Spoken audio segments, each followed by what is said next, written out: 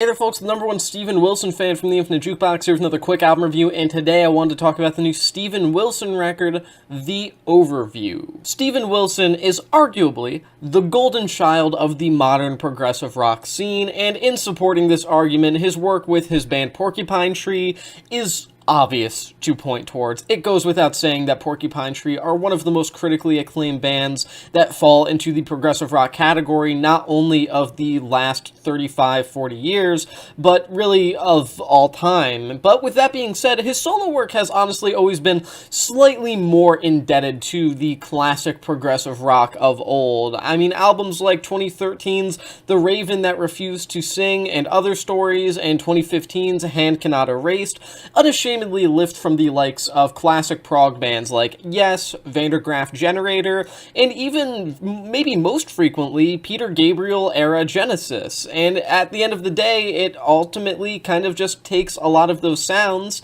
and creates a modern version of that. And I don't think that's a bad thing. But 2017's To the Bone challenged his reputation as a classic prog worshipper and enthusiast, and thanks to its embrace of electronic and pop influences, it was relatively polarizing, though certainly a new and interesting direction for him.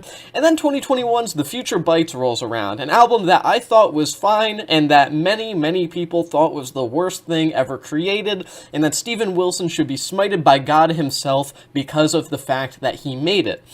It was a very electronic album. It was a very pop album. It was really nothing like anything that he had done before, and it's probably going to be the only time he does anything like that ever again, based on the reception of it.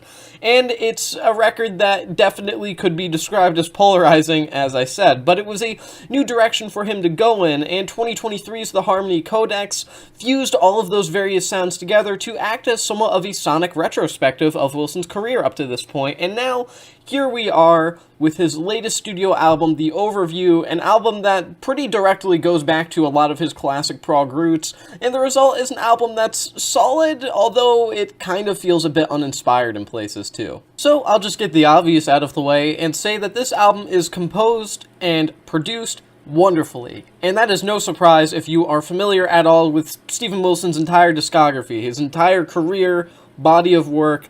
The man is great at composition. He knows how to keep a piece relatively engaging across its runtime. Everything here transitions smoothly from one part of these extended two pieces to the next. And as a whole, I have nothing but respect and admiration for this record on a technical level. It's nothing short of impressive, and I find myself being enamored by the idea that a single person can put together a record like this.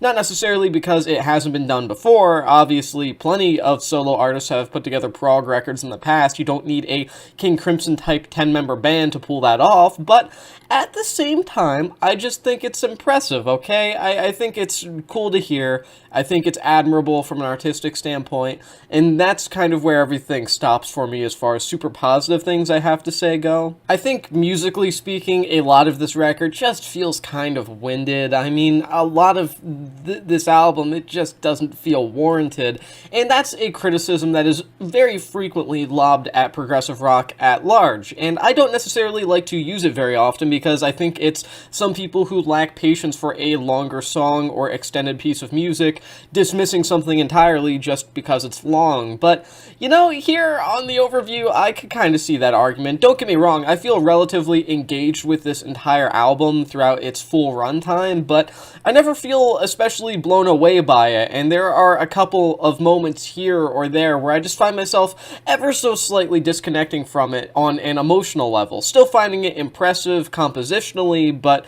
not really feeling anything emotionally, and that kind of really nullifies the whole I'm impressed by this compositionally thing because, well, I can't really care for an album if I don't feel engaged with it on an emotional level. But as a whole, it does manage to stay interesting conceptually. It just never really feels like it elevates itself to anything more than just, again, like I said earlier, familiar classic prog worship with some light electronic elements thrown in for atmospheric purposes. And that's one of my biggest issues, not only with this album, but of some of Wilson's most acclaimed solo albums, is that I listen to this album, and while I don't think it's bad, far from it in fact, I also walk away wondering why I would listen to this over the many, many bands that influenced him. If I wanted to listen to a classic style prog album like this, I would just go listen to those classic progressive rock bands.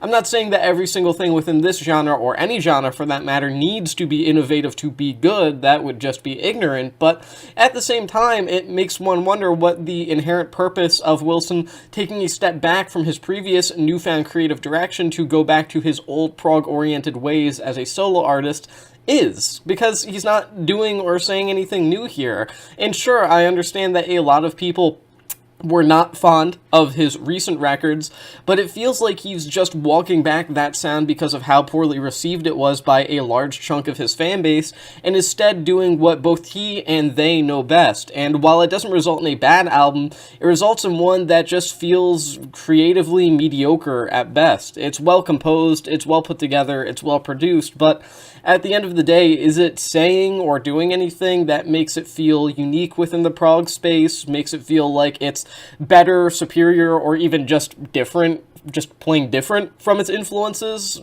I don't really think so. Not a terrible record, just an underwhelming one, so I'm going to give this record 2.5 stars out of 5. And with that being said, that is the end of this quick album review. Thank you for watching The Infinite Jukebox, and I'll see you in the next one.